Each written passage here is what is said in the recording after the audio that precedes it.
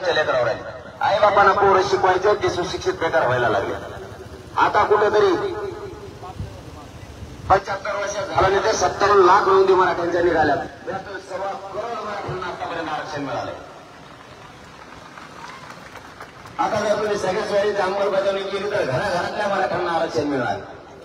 पण या बाजूला बोलायचं सोडून तुम्ही नेत्याच्या बाजूला बोलायला, मग तुम्ही तो मग आमदार मंत्री झाला. तुमच्या नेते निवडून आणलं तुम्हाला का तुमच्या नेत्याने तिकडे कॅनडातून आणलं होतं? मतदान करायला आम्ही, तुम्हाला मोठं करायला आम्ही, तुमच्या डोक्यावर गुलाल टाकायला आम्ही, आणि आमच्या लेकराच्या बाजूला बोलायची वेळ आली तुम्ही तुमच्या नेत्याकडून बोलणार. बरं ठीक आहे, तुम्ही आमच्या आता बोर्ड काढले, चलो मुंबईचे काढले ना. आता तुमच्या सभा असल्यावर तुम्ही आमच्याच गावात लावणार आहे, चलो सोलापूर, चलो करमाळा. मग आता ते राहतील का? काढू नका, पण म्हणतोय आपण एक प्रक्रिया राबवायला सुरू केली कालपासून. तुम्ही सुरू करा, सोलापूर आणि पश्चिम महाराष्ट्रातील सगळे लोक यांनी आपले बोर्ड काढले ना रोडचे. मग आता आपण एक झेरॉक्सचं पान घ्यायचं आणि त्याच्यावर छापून आणायचं, मी मतदार, आणि खाली लिहायचं मोठ्या अक्षरात पोटर माझ्या दार द्यायचं नाही, तेच आपल्या कावडात चिटकून. आता पुढे जशी आता नाही का आमच्या घरी यायचं मतदान कुठे आमच्या घरीच आहे ना, दाराला चिटकून ठेवलं पोटर माझ्या दारात द्यायचं. तो म्हणतो ना आम तिकडे येऊ नको, आपल्या मोटरसायकलला सुद्धा चिटकायचं ते. आणि आता तर नवीनच फंडा सुरू झाला, तुमच्याकडे झाला नाही का? आम्ही ते म्हणतात आता उभाच राहायचं.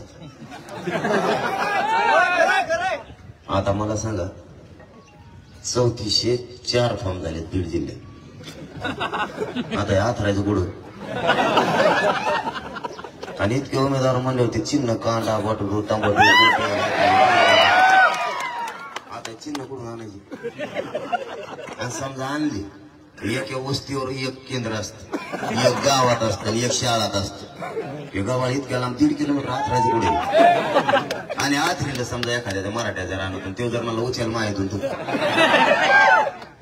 आणि नाही उचलिलं, आणि समजा सकाळी आजोबा नंबर लागले आणि त्यांना चिन्ह दिसत नाही, त्याचा नातू खासदार किलो उभा राहिला आणि त्याचं चिन्ह आहे गोटा किंवा तांबाटू, आणि त्याला जर नाही सापडून ते जर सकाळी लागलं लाईनला तिकाड्याकडील वाजले त्याला 3 जाया, बाकी त्यांना मतदान खावा करायचं. अरे लईच फुजी आणली, कुणी आणली ही शक्कल, कुणी नाही. परेशान झाले ते, त्यांना काहीच कळा ना आता काय करायला पाहिजे. आता आहेत का नाही कायदेशीर आपण तो विनाकारण केशी करायला लावतो, तू रोडला हटते नाही. मग 23 लोक माझ्या आजूबाजूचे त्यांनी नेले, त्यांना ओढलंय बिन.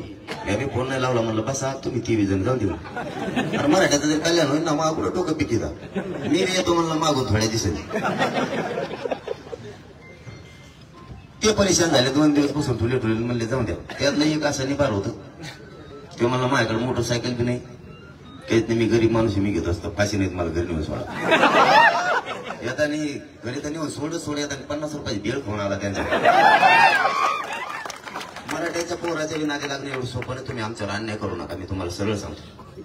गोडी गुलाबीना तुम्ही आमची सगळ्या सोयरीची अंमलबजावणी द्या, नाही तर तुम्हाला सोपं जाणार नाही.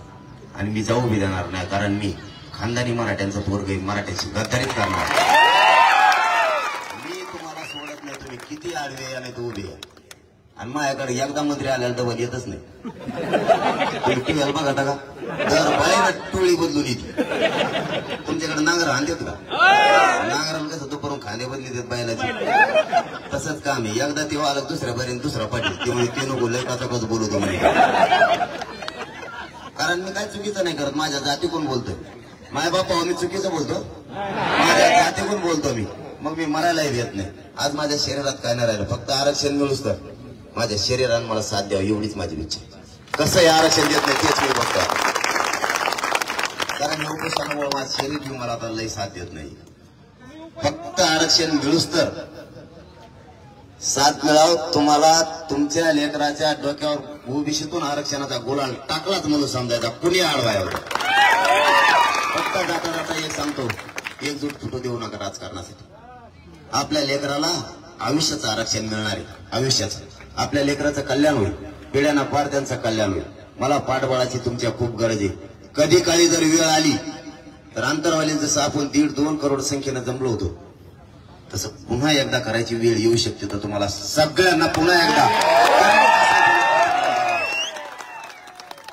यांच्यावरती यांची दहशत जर कमी करायची असली तर आपल्याला पुन्हा एकदा यांची दडपशाही काढण्यासाठी आपल्याला शांततेत पुन्हा एकदा एकत्र यावं लागतं. काय जर हाक मारली तर पश्चिम महाराष्ट्रातला पाय पडून सांगतो एकही मराठा घरी थांबू नका. सगळेचे सगळे महाराष्ट्रातले आपण एकत्र येऊ एवढंच बोलतो. आणि पाठीशी ताकदीनं उभा राहा.